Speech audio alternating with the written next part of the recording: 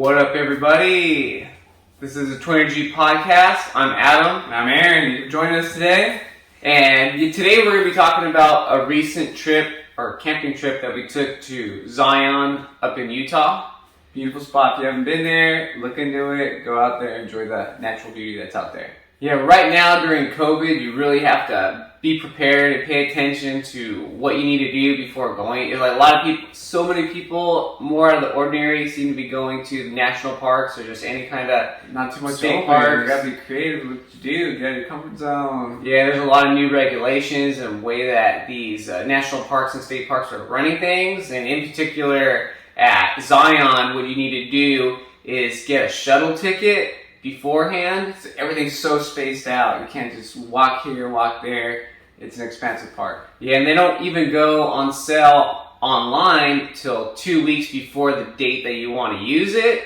And then with that being said, they go super quick. And then the day before, you like say you wanted to go April 28th, you go online April 27th in order to go and try to get the April 28th if you weren't fortunate enough to get your ticket 2 weeks ahead of time. Otherwise, there's a third option. You go there at 2 o'clock the day of and hope that you could get a ticket the day of as well. Yeah, just instantaneous whenever the tickets are put online for sale, they go away in an instant. And then, so if you are not one of the fortunate ones, you have to wait in the line. It's like at 5 o'clock Mountain Time, which is 4 o'clock Pacific. Yeah, it's just insane.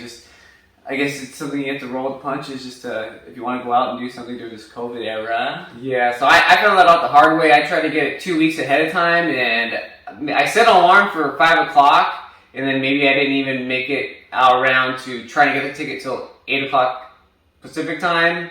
No tickets were available 2 weeks ahead of time. Then the day before, Aaron went online. We were fortunate enough for Aaron to find one ticket for, say, the Friday. Got that shuttle, you have to walk miles and miles to get anywhere in the park. But we couldn't get one for Saturday. So we're going to have to do the whole thing again, waiting until the day before and this, that, and the other for Saturday. But it was good that we ended up getting the ticket for the first day. But we strategically picked a campsite that was only a short walking distance away. About 5 minutes away. Yeah, it wasn't very long, so that helped. We just set all our stuff up, locked it up, and walked over to the Zion entry gates. This way we didn't have to park, because the day we got there on Friday, by 11 o'clock, all the parking was just taken up. Parking is insane over there. Like, whether it's the park, it's a little ancillary parking areas, everything was packed to the brim. Yeah, and it's like $30 to park, and then there you could try to get in line to get inside the park, and hopefully you find parking inside the park, because like anything just outside the park is completely taken up. And that was a Friday. Friday's generally a little bit slower than a Saturday or a Sunday. So if you try to go during the week when there's going to be fewer people. Yeah, and it was a beautiful weekend. It was warm, so I see why a lot of people were out there, and also there's not much to do, so I see why a lot of people were there at Zion. Yeah. It's something to do, especially right now. It was spring break, so people were taking their families and so on and so forth just to get out and do something, but definitely a cluster. But with being able to walk over to the park instead of driving, it saved the stress of having to look for a parking spot. So that was good. There's a lot of benefits of camping, or if people don't camp, staying at a hotel that is very close to the entry of Zion. This way you just walk right in. So yeah, I was just kind of saying that being close to the National Park of Zion, you could go in and out if you're staying in a hotel or you're camping. So yeah, that makes it a lot easier and less stressful. So for our first day of hiking, everything went well. We're able to actually went a little bit off track. Didn't find out where Angel's Landing was, and went down this other hike. All part of the process.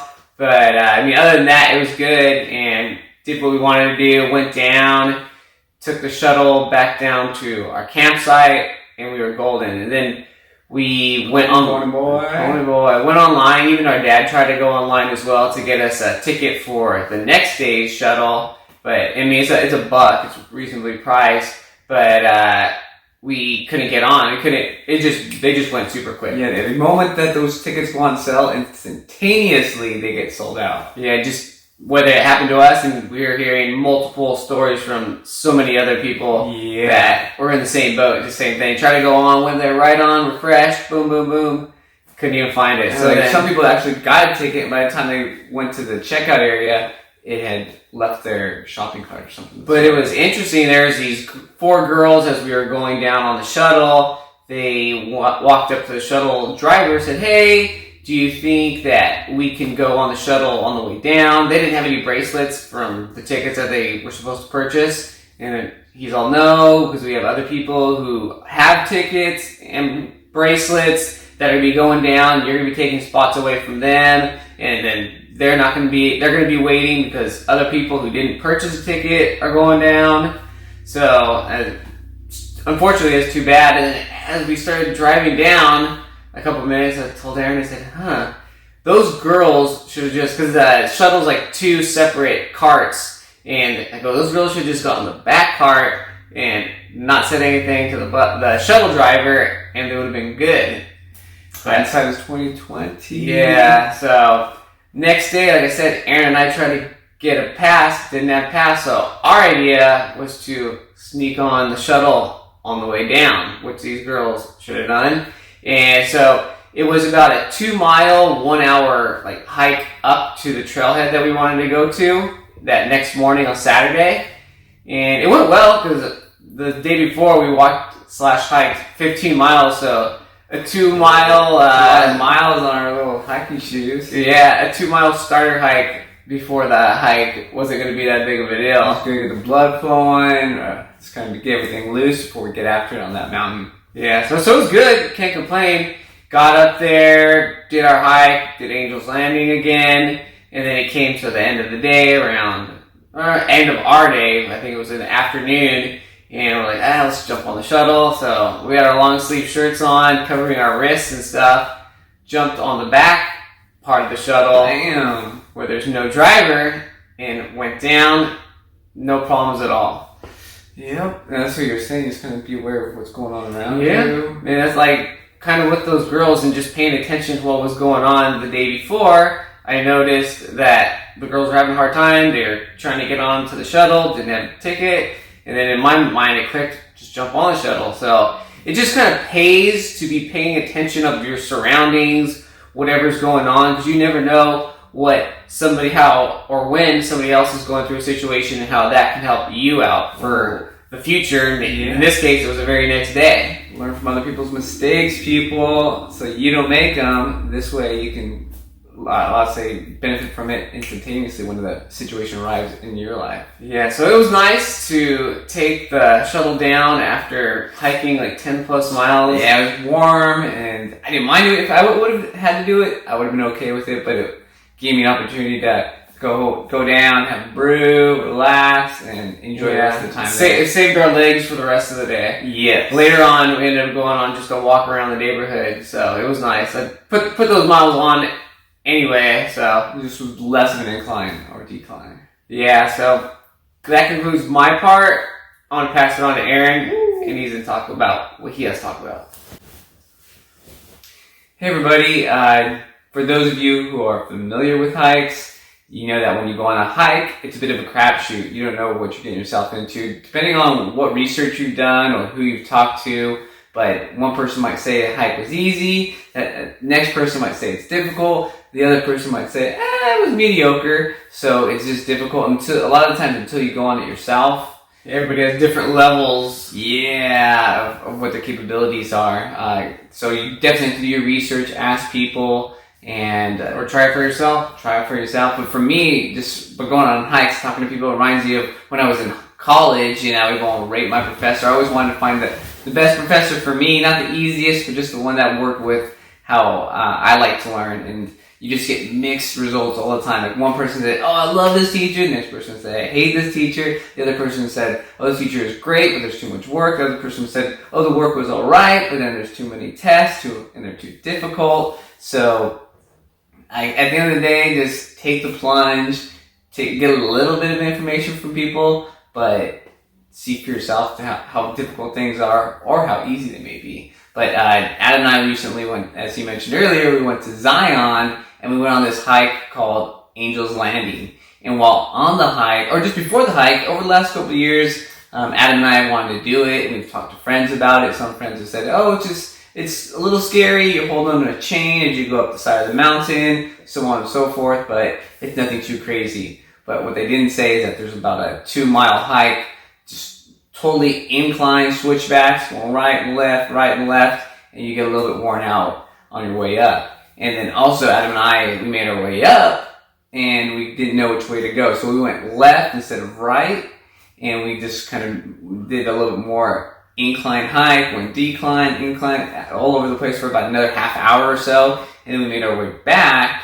and as soon as we were making our way back, we found where the entry to the sketchy part of Angel's Landing was. Yeah, we just thought people were hanging out there, taking a break, drinking something, eating food. Because it was just a big area where people just kind of chilling and hanging out. We didn't really examine it as much as possible to see, oh, there's Angel's Landing right there. People are still climbing. And we were going around like, where are these chains everybody's told us about? And we thought, oh, maybe they took them out because of COVID. They don't want people touching them and getting sick, whatever the case may be. But we found it, and I'll be honest, I was a little worn out, a little bit fatigued. And I'm like, yeah, let's do this, get after it, let's do it, let's get in the line. There wasn't too many people, and so we started making our way up.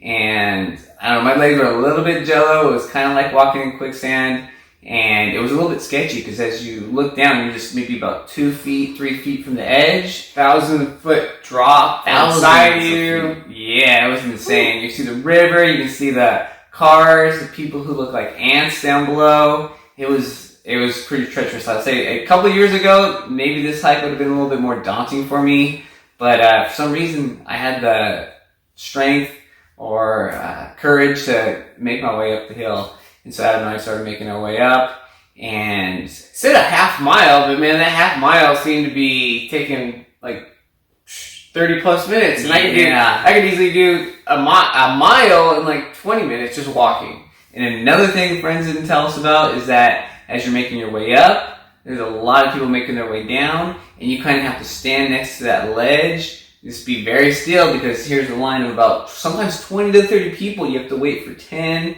plus minutes, 5 to 10 minutes for everybody to come down, and it just adds another level of difficulty slash like freakiness to the whole hike, to where you definitely have to be calm, be aware of where you're at, and just let people go, be patient, and things will be all right.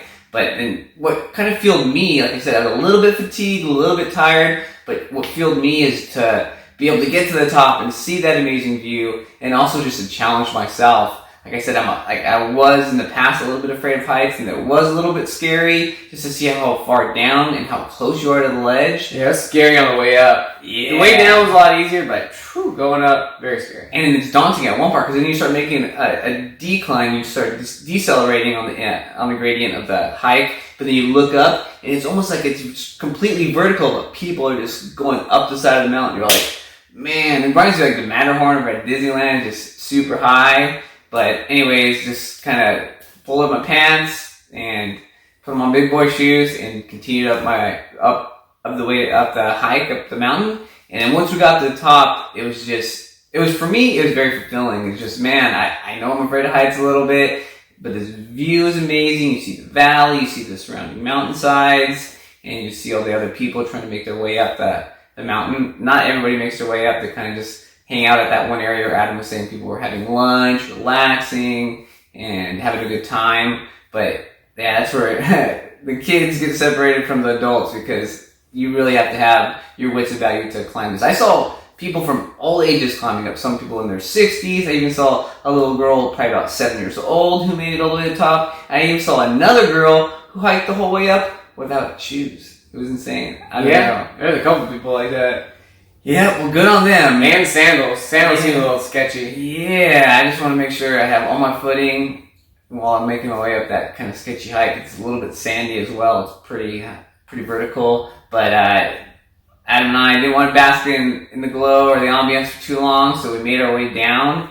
Going down the hike was so much easier than going up. Going up, it's just a little bit daunting, especially if it's a hike that you've never done before and you just don't know what's in front of you. But once you start making your way down, it was a lot easier. And we made our way down to that one platform where everybody was hanging out at, and didn't know where I got the energy, but Adam started running, and so we probably ran about halfway down the remainder of the trail, which is probably a little bit over 1.5 miles.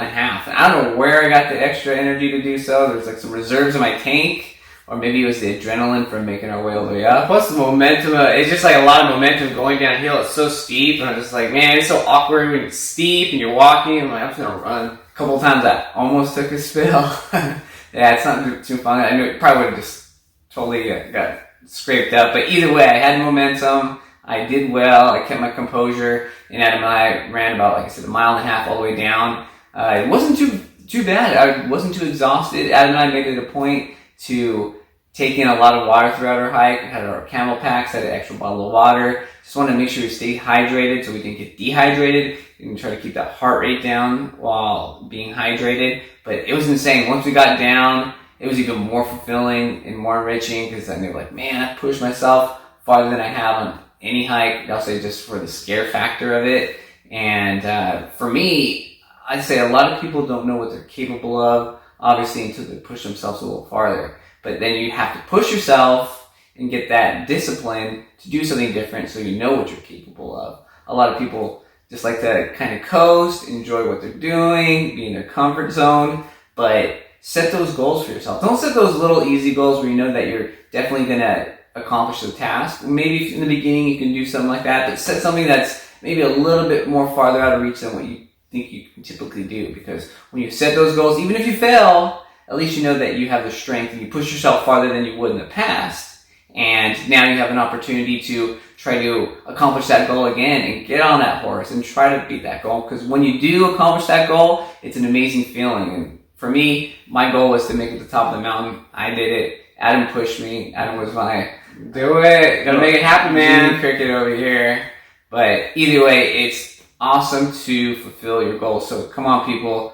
Do it. Accomplish it. Push yourself hard. I don't know if there's anything else you wanted to explain about the hike or anything. That's it.